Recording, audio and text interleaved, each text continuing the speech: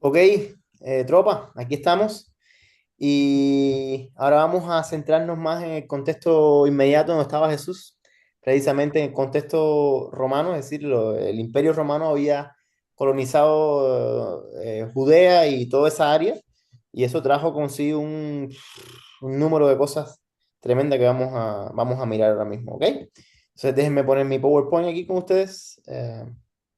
Y yo voy a estar hablando, pero Mauricio también va a estar enseñando ahí y saltando. ¿Estamos ahí? Metiendo la cuchara. Nada, vamos a meter. Ok, bueno, romanos y aliados. De los romanos podemos estar aquí hablando una semana. Mm. Y yo creo que no tengo el conocimiento de todo lo que tengo, pero yo he leído tanto de los romanos y he visto tanto que aquí de verdad que pudiéramos estar conversando muchísimo con lo que yo sé y con lo que Mauricio sabe. Imagínense si tuviésemos un especialista. Pero vamos a enfocarnos un poquitico en lo que nos interesa para la persona de Jesús.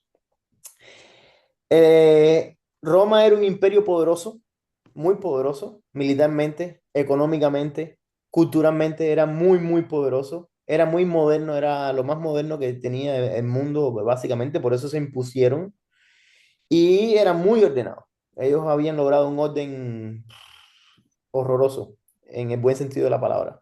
Mm. Tenían 500 años de experiencia como república, habían sido república por muchos años, habían crecido y engordado, hasta que a raíz de la muerte, del asesinato de Julio César, su sobrino o su ahijado Octavio, que luego fue coronado como emperador, como Augusto César, y vamos a hablar de esos términos pronto.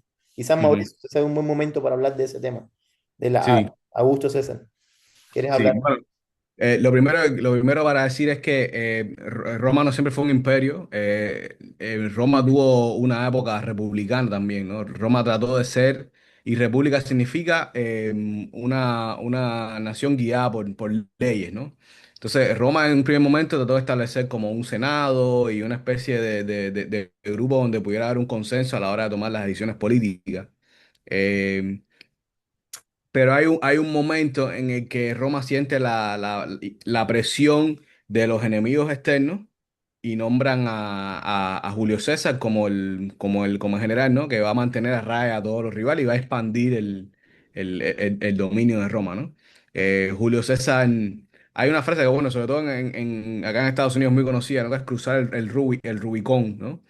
Que es un río en Italia que básicamente Julio César lo que hizo fue que viró el propio ejército de Roma contra el Senado, o sea, contra la República, y se estableció como el primer emperador, ¿no? Entonces, aquí en Estados Unidos usa el término cuando se dice que cruzaste el Rubicón, significa y te pasaste de la raya, ¿no? Pero a punto de que ya no hay vuelta atrás, ya después de esto, ¿no? Entonces, Roma se convirtió en un poder imperial, como lo habían sido los poderes anteriormente, y se establece la figura del César, no el Senado, sino el César como el principal gobernante, como el rey, como el monarca De hecho, de... se declaró dictador vitalicio. Ajá, Es una talla exacto. loquísima. Y entiendan que dictador en este contexto no significa necesariamente algo malo, ¿no? Es la persona que manda, ¿entiendes? Es la persona que, ¿Qué que dicta? manda, sí, que dicta, que por derecho propio, por, ya sea por, no sé, porque es el jefe del ejército, porque es el que nos liberó de los enemigos, lo que sea, ¿no? Pero como estaba diciendo Jojito, Julio César termina asesinado, y esto fue una práctica habitual en Roma. Muchos de los Césares terminaron asesinados, envenenados, apuñalados. ¿Por qué? Porque se forma de toda esta guerra de poder, ¿no? Para tomar el trono, porque ser el César era la figura más importante, ¿no? No, pero además porque el tema de tener poder y autoridad estaba vinculado a la violencia. Si tú Ujú. eras capaz Sí, de asesinar a un César, entonces tú eras más poderoso que así es. esa figura, tú deberías coger ese trono. Perdón. Así. Sí, sí, ¿No? sí, no, es así. La figura de Augusto César que vino después es muy interesante porque Augusto César comienza a darle toda una connotación divina, religiosa, a la idea del César, ¿no? Y en la antigüedad eso se veía mucho. Siempre, siempre los regímenes antiguos, los imperios, los grandes reyes de la antigüedad, de alguna manera buscaban tener una conexión con Dios, ¿no? Decían que eran los hijos de Dios, y hasta hace muy poco, o sea, los reyes de medievales, ¿no? Gobiernan por derecho divino. Pero lo que se hacía en la antigüedad era que sí, un poco más, no solamente es que gobiernas por derecho divino, es que tú mismo eres el hijo de Dios, ¿entiendes? Y entonces Augusto establece esta idea de que él es el hijo de Dios. Augusto no era su nombre. Augusto es un título que se impone, además del título César, ¿no? César es como el, digamos, el rey, el emperador.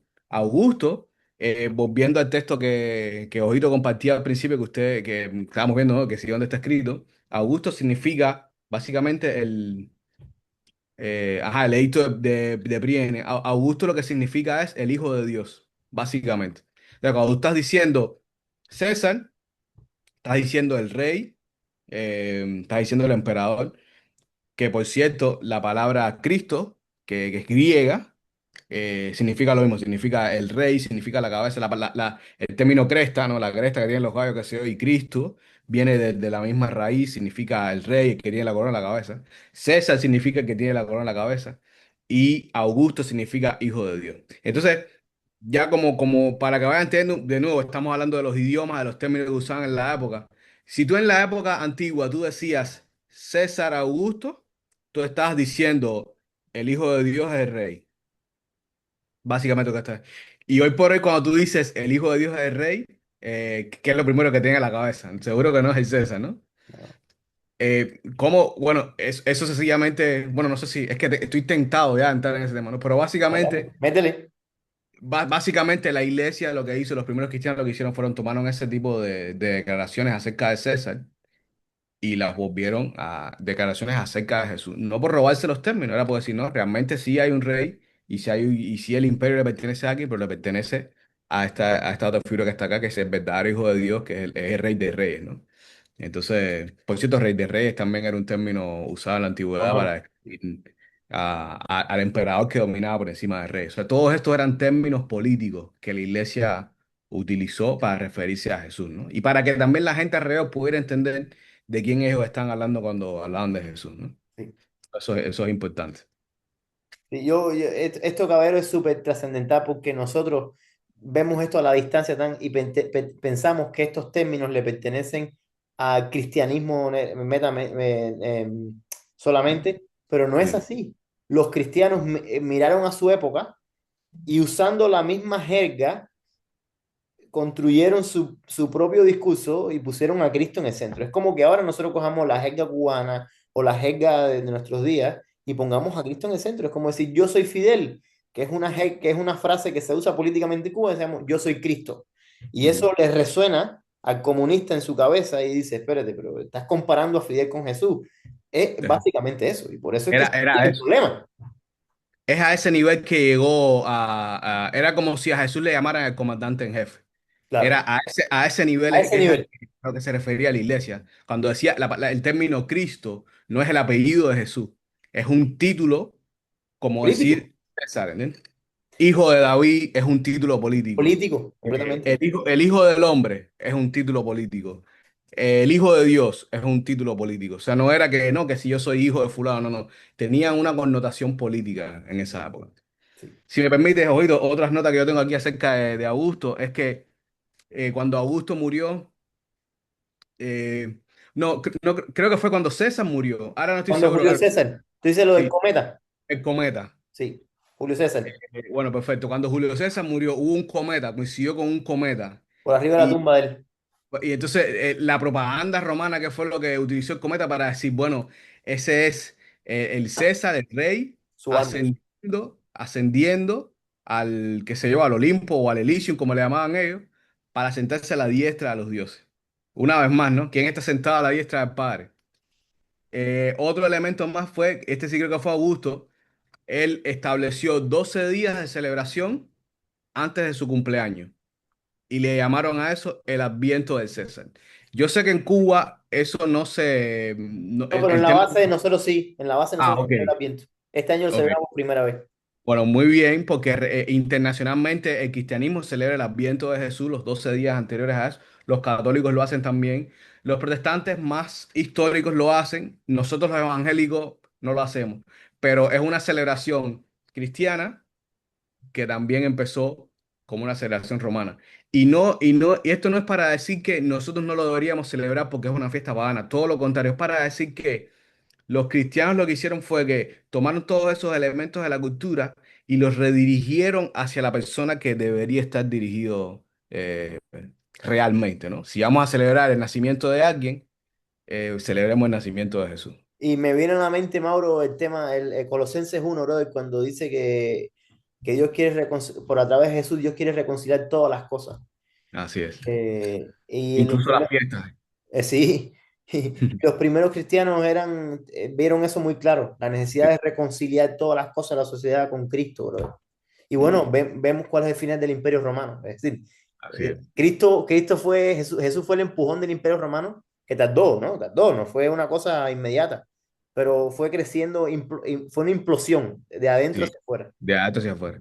Otra cosa con respecto al César es que un saludo común en las calles que era, por supuesto, promovido por la propaganda, ¿no? Pero se volvió cultural, un saludo común entre la gente del Imperio Romano era decir, el César es el Señor.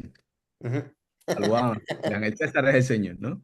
Entonces, una vez más, ya a ustedes les resonará en la cabeza eso, esos términos, ¿no? Entonces, y dice que también había una propaganda que era como un tipo de declaración que se hacía cuando se establecía al César como dominador de una nueva región del imperio, que decía, no hay otro nombre bajo el cielo mediante el cual la gente se pueda salvar que no sea el del César. ¡Wow!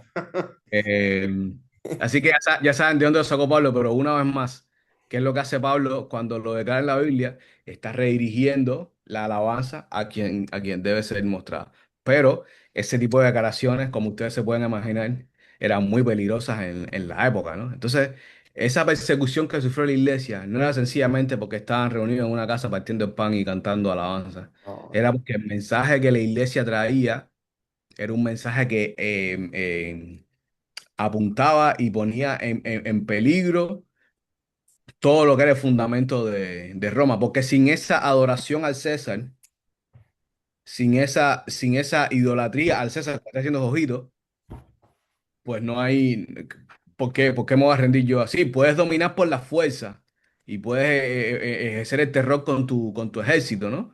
Pero nunca vas a poder garantizar una cultura que realmente ama al César si no hay esa alabanza al César. no, si no hay alabanza, no hay admiración. Si no hay celebración, no hay Exacto. admiración. Y si no hay admiración, me comporto diferente. Es decir, uno se comporta a lo que admira. Y el César Exacto. era violento, era sangriento y necesitaba gente violenta y sangrienta en su Exacto. imperio. Y eso fue lo que pasó con Jesús. Los romanos empezaron a alabar a Jesús y empezó la cosa a componerse rarita. Y Tertuliano Ujú. dijo, mira cómo se llaman en talla burlona, ¿ves? Sí. Y es que empezamos a alabar a otro César que, como yo dije al principio, era un espejo, era una talla inversa del César sangriento este. Ah, Entonces, voy a seguir con esto de los romanos, sí. ¿está bien? Eh, Algo que el Imperio Romano trajo, que era como el beneficio número uno de donde el Imperio Romano llegaba, era que ellos ofrecían la paz romana. Mm. ¿Qué es la paz romana? La paz romana es que cuando el imperio militarizaba y, por supuesto, cobraba taxes, cobraba impuestos, ellos garantizaban que hubiese paz, que otras naciones no invadieran, militarizaban toda la zona y los protegían.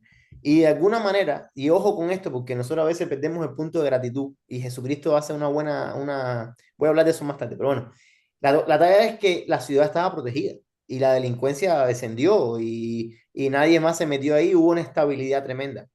Pero la paz romana era como la bandera más alta que protegía el imperio, de lo que César se gloriaba. Nosotros traemos paz y traemos orden. Pero caballero, piensen solamente en Jesús. Mi paz os dejo, paz os doy. No como este mundo la da. ¿Qué quería decir Jesús cuando hablaba no como este mundo la da? Cuando la bandera que decía paz romana estaba en todas las esquinas. Está hablando de César, obviamente. Es decir, no como esta gente se las ofrece, que es una paz a espada, que es una paz a miedo, ¿no? Aquí estamos con armas. Es otra paz diferente, otra naturaleza. Sí, ¿Te es das que cuenta? el mundo era Roma, caballero, hay que entender eso. Por eso es que estamos hablando del contexto. Cuando Jesús dice el mundo, hoy por hoy uno habla del mundo y uno piensa, bueno, el mundo que nos rodea, ¿no? Pero es que el mundo en aquel momento era Roma, era sinónimo de decir Roma, todo el ambiente alrededor tuyo estaba tan profundamente infiltrado y consumido y lleno de Roma cuando te referías al mundo te refieres a eso, es al orden que impera alrededor tuyo. Básicamente lo que nosotros conocemos como Occidente hoy en día. Básicamente. Exacto. Y el Porque idioma este es latín es como el inglés. exactamente, Una exactamente. comparación más o menos, ¿eh? Entonces también trajeron otras señales de avance, como por ejemplo la arquitectura. Esa gente levantaron, en cada ciudad que tenían, levantaron sus edificios y sus palacios ahí que fueron, mercados que fueron beneficiosos porque trajeron comercio, trajeron estabilidad, trajeron una moneda que era la moneda del imperio y en las ciudades tenían su propia moneda, pero además tenían la moneda romana. Y está la famosa historia esta de Jesús con la moneda, que le Mm, preguntan, ¿debemos pagar los taxes y los impuestos? Y esto es algo que no he mencionado, pero trajo impuestos. El imperio traía carreteras, traía orden, traía estabilidad a cambio de pagar impuestos, impuestos que eran altos y que la gente no estaba contenta para nada. La gente, todo el claro. mundo hablaba y esperaban que el Mesías quitara los impuestos. Y por eso en esa última semana se le acercaron a Jesús y le preguntaron si debemos pagar los impuestos. Y este es un tema, y esta es una historia que yo creo que se ha enseñado a lo largo de la historia muchas veces mal. Porque Jesús, súper inteligentemente, coge la moneda y le dice, ¿qué está dibujada en la cara de esta moneda? Le dicen, está la cara del César. Y ahí Jesús hace una comparación equiparando a César con Dios. Mm, Porque le dice, entonces denle a César lo que le pertenece y denle a Dios, al que es verdadero Dios, lo que le pertenece. Tu sí, corazón, tu adoración, no es del César. Pero tienes que pagar tus impuestos porque tú caminas por estas calles, porque tú disfrutas de esa paz. Entonces, usted pague sus impuestos, pero su corazón y su adoración es de Dios. Y eso tiene es decir, Jesús está dando una opinión política aquí, fuertemente. sí, claro, Se está claro. metiendo en Que- política Es que además la pregunta se le hicieron para que presuntamente habían romanos escuchando. Los romanos tenían el control del templo también, ellos eran la policía. Entonces, si tú le haces una pregunta sobre impuestos a Jesús, no es una pregunta teológica, es una pregunta política. Para lograr de una acción política que lo comprometa, lo mete en candela con los romanos básicamente y lo captura. Entonces, una vez más, hay mucho más de política en la Biblia en general, pero en la historia de Jesús, de lo que muchas veces estamos dispuestos a reconocer, ¿no? Porque, bueno, porque tiene sus implicaciones, pero hay mucho de política ahí. En Yo fin, quería así, añadir, ojito, que no, el tema de bueno, imagino que vas a llegar a las carreteras, ¿no? Ya hablamos de las carreteras. El no, tema de pero las carreteras es súper habla. importante y va ligado a la Pax Romana. No era que en el pasado no existieran carreteras porque la gente no quería. Siempre es más fácil caminar por una acera que andar por el medio del bosque cortando bejucos y todo eso. Pero el problema es que cualquier bandido, cualquier pandilla, cualquier reino rival podía tomar control de esas carreteras. Entonces, la fuerte presencia del ejército romano más esas carreteras permitieron una interconexión en el mundo que y gente como Alejandro Magno y tal, y Ciro habían logrado cosas similares, pero ese control que logró Roma sobre ese territorio, nunca antes no había visto. Esa es la razón por la cual Jesús, y eso Dios lo usó, caballero, es la razón por la cual Jesús puede caminar libremente a través de pueblos, diferentes ciudades.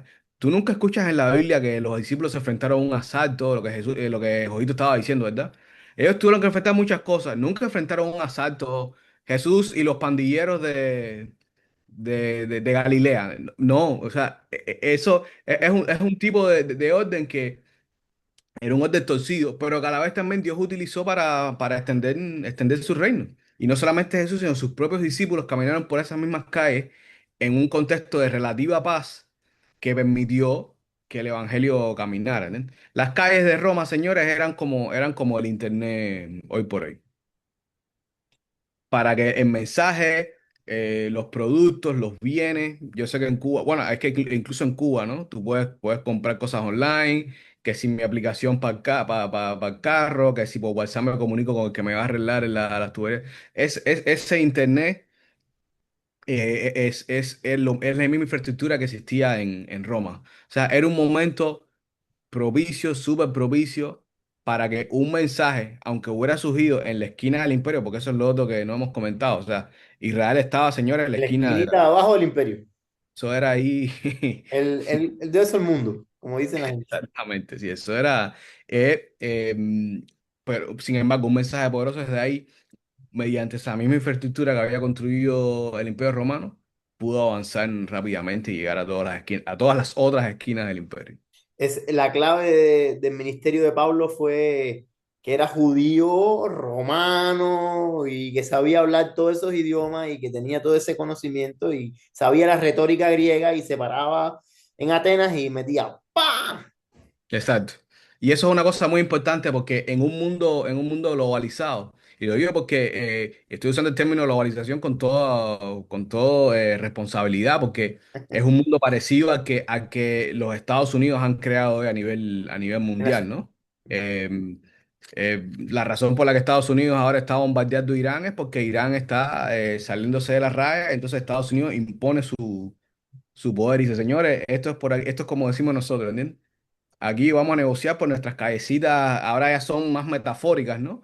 Pero Claro. ustedes no van a tener bombas nucleares, ustedes no van a hacer nada que pueda amenazar la paz. Hoy por hoy se habla de la paz americana, incluso, ¿entiendes? No, Eh, Donald Trump dice que él es un peacemaker. Él se llama exacto. peacemaker. Él es la figura del César hoy, o sea, es como, de nuevo, hay muchas similitudes entre el mundo que vivió Jesús y el mundo que vivimos nosotros, y esa es también un poco la razón de esta clase, ¿no? Un Claro. mundo interconectado, un mundo donde se conectan muchos idiomas, un mundo donde hay muchas filosofías chocando, un mundo donde, bueno, obviamente hay regímenes progresivos, progresivos no, bueno, progresivos también, y, También. y represivos. Es un mundo en el cual el evangelio pudo fructificar y pudo avanzar grandemente, ¿no? Entonces, eso es algo también interesante para nosotros. Es decir, gracias a todos esos acueductos, carreteras asfaltadas, monedas, censo, control de la población, comercio, rutas, el evangelio, es decir, Dios decidió revelarse, hacerse carne en ese momento. Y eso fue un momento súper estratégico. Y Y además, Dios también propició ese momento, ¿no? Dios también, eh, y eso es otro tema aparte, ¿no? Pero Dios también tiene un plan con las demás naciones, y Dios también estaba haciendo cosas, no solo con Israel. así mismo, así mismo. Entonces, esto es un poquitico el tema del contexto, del contexto romano, cómo Roma afecta la figura de Jesús de la manera que nosotros lo vemos y nosotros entendemos mejor. Y ha sido una buenísima conversación. Tenía otra idea en la mente, por eso estoy aquí como divagando a ver si me viene a la mente, pero... No, yo No, iba a ya decir, me vino. ok, dale. No, la cosa es esta, Mauricio. Yo pensando yo en nuestra situación como cubano, yo sé que esto se va un poquito del tema, pero todavía está conectado. No, no se va del tema. Yo creo que es súper Es importante el conectar tema. las cosas con el mundo que vivimos, sí. Es decir, en el Imperio Romano, en sentido general, lo pensamos en el Imperio Romano como algo negativo, pero no Sí, podemos dejar de ver las facilidades que propiciaron para el trabajo de Dios en ese tiempo. La sí. pregunta que tengo para los estudiantes y para nosotros es, la nación cubana ha vivido los últimos 60 y tantos años en algo negativo, en sentido general.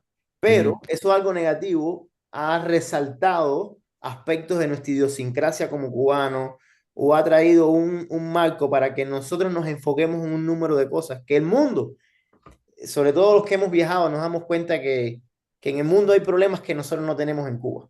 Y no Sí. estamos agradecidos por la causa de no tener esos problemas, pero estamos agradecidos por no tener los problemas en sí mismos. Por Ujú, ejemplo, voy a poner un ejemplo social, armas de fuego en la calle. O ujú. en Santa Clara, yo le decía el otro día a una amiga mía, no hay droga. En Santa Clara nosotros no tenemos droga ninguna. En La Habana yo sé que sí hay químicos, cosas así.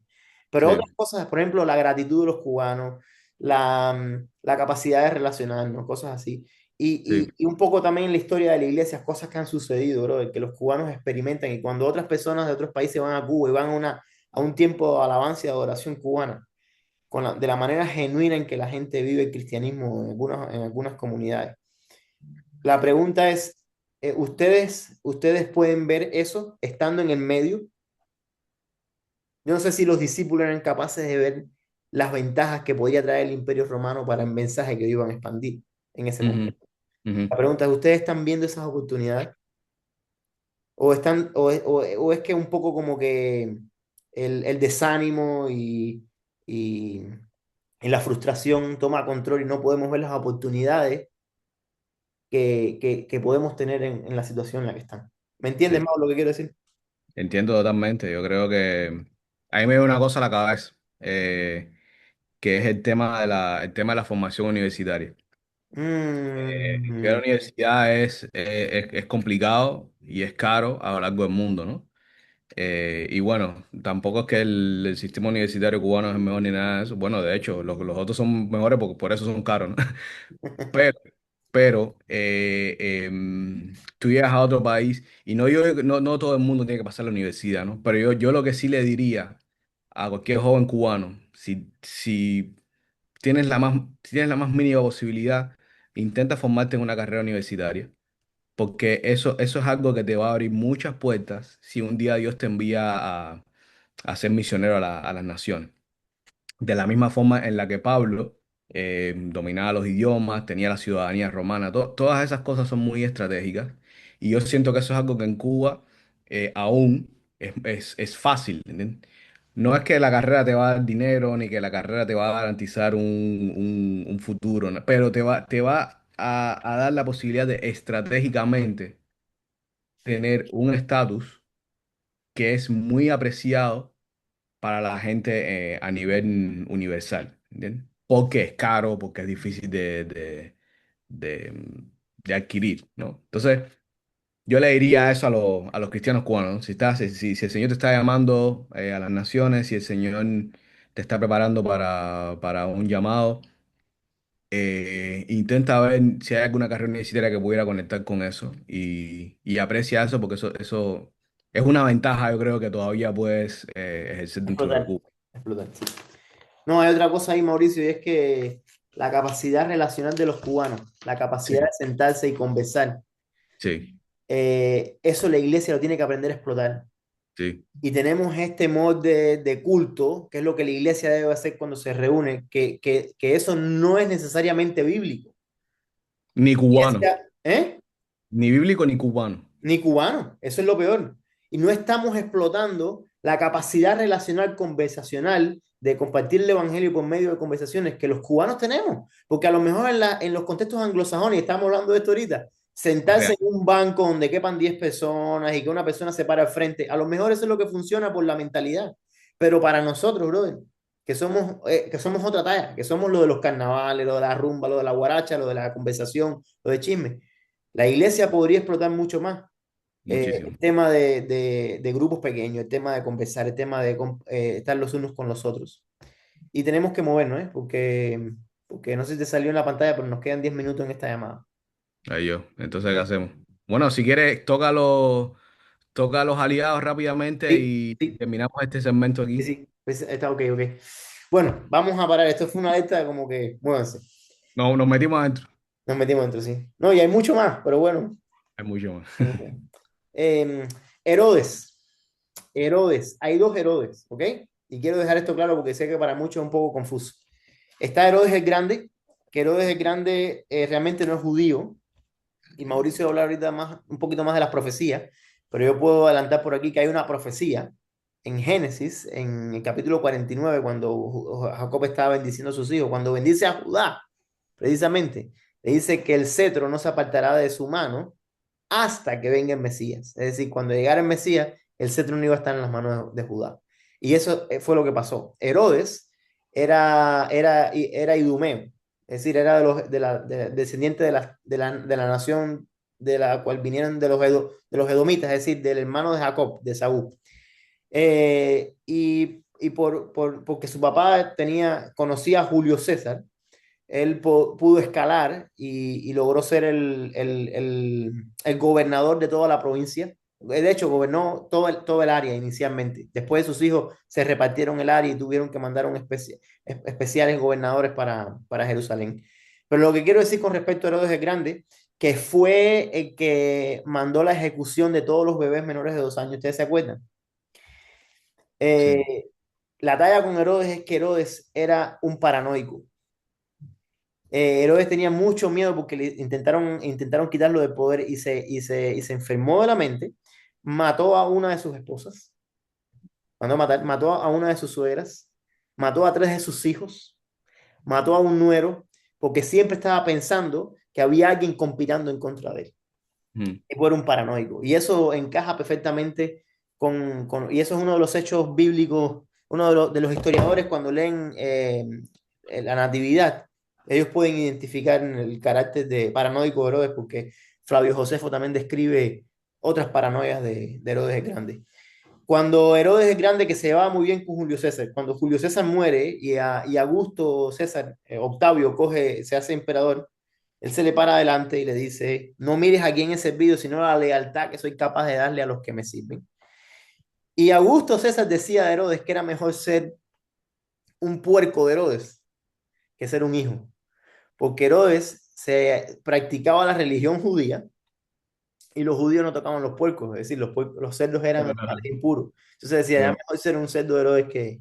Herodes es un tipo despreciable, era capaz de hacer cualquier cosa por escalar en el poder, era paranoico, era sangriento. Ustedes ya vieron lo que hizo con los bebés. Y cuando él murió, que tenía un montón de hijos, finalmente algunas de las regiones que él dominaba se dividieron en cuatro, por eso uno de sus hijos, que era Herodes de Antipas, era el gobernador de la región de Galilea, era tetrarca, tenía otros tres hermanos, y ese fue el Herodes que vemos en el Nuevo Testamento, sobre todo cuando Jesús es llevado, bueno, cuando a Juan le cortan la cabeza, ese fue el Herodes que le cortó la cabeza, y cuando Jesús es llevado ahí ante Herodes, ese que, por cierto, Jesús dijo de Herodes, que era el gobernador político de Galilea, díganle a esa zorra, le llamó zorra, ¿sabes lo que significa zorra, no? Como prostituta de los tiempos de nosotros, digan a esa zorra. Y le mandó un mensaje a Herodes. Este es el hijo de Herodes el Grande, Herodes de Antipas, y fue el gobernador de Galilea, también súper corrupto, promiscuo, cometió incesto, se casó con su sobrina, que su sobrina había estado casado con su hermano, Herodías, y él se la quitó, ella por escalar, se casó con Herodes de Antipas, y era un tipo súper despreciable que los mismos judíos, la mayoría lo despreciaban. Como ustedes saben, decapitó a Juan por capricho de su esposa, porque Juan le dijo en la cara que eso que estaba haciendo era incesto y que era un pecado. Y la sí, esposa le dijo en su cumpleaños, ¿me quieres conceder un deseo? Le dijo a la hija, dile que a tu padre que te dé la cabeza de Juan. Y eso fue lo que sucedió. Entonces, ese era el aliado de Roma en la región y se llevaban mano a mano. Roma no se metía con la corrupción porque ellos también en algún sentido eran corruptos, pero ese es el Herodes que nosotros vemos. Y déjenme decirle algo, Roma en sí mismo, que marcaba un precedente, marcaba un modelo social, como uno debería ser, era despreciable, era promiscuo, cualquier persona, es decir, tú podías tener identidad si tú eras un hombre saludable, adulto y libre. Si eras mujer, los derechos estaban perdidos. Si estabas enfermo, no tenías, posiblemente morías, te dejaban tirado. sí, Si eras un esclavo, no tenías derechos ningunos. ujú, Y eso es inverso al reino que Jesús presenta. Cuando Jesús viene aquí y dice, mi reino, y léanse Mateo 5 que es en las bienaventuranzas, presenta a los vulnerables como los primeros, como los que tienen que ser servidos. Entonces, mientras que en Roma, el fuerte, el que mata, el que penetra, de hecho, porque en Roma tú podías ser homosexual, lo único que no podías es ser penetrado, tenías que penetrar. De hecho, Calígula se casa con su caballo, que era uno de los emperadores, porque él lo penetraba. Una tada gomórrica, es decir, una cosa súper perversa. sí, Sin hablar de Tiberius, que es el emperador cuando Jesús, que Tiberius tenía una isla al sur de Italia, donde tenía un estanque de pececitos y cometía pedofilia constantemente. Eso está registrado en su palacio. era un pedófilo. Y ese era el modelo de ciudadano que el Ujú. imperio esparcía y con el cual pactaba. Y por eso es que lo traigo a colación. Porque si hoy Sí, conocemos una cosa diferente, si hoy llamamos a eso depravación y llamamos a eso injusticia, es porque Jesús de Nazaret trajo un modelo que se oponía inverso al modelo romano que estaba expandido por todas partes y desconstruyó ese modelo en nuestra mente. Porque si los romanos hubiese, si su criterio romántico hubiese prevalecido, hubiese ejercido el dominio de hoy en día, nosotros fuéramos como ellos, pero nosotros somos mucho más como Cristo, incluso los que no son cristianos son capaces de condenar a los pedófilos y son capaces de condenar a lo que es sodómico, ¿eh? ujú. Porque Cristo está mucho más en nuestras sociedades que los romanos. Así es. Creo que No, nos quedan un poco 2 minutos. ¿Tú quieres decir ya. algo más, Mauricio, con respecto a eso? No, no, vamos a dejarlo aquí y pasamos al siguiente segmento. Siguiente segmento es un poco más acerca de los judíos, las facciones judías y algunas prácticas judías. Y nos vemos pronto. Gracias, caballero. Les queremos. Vamos a ver.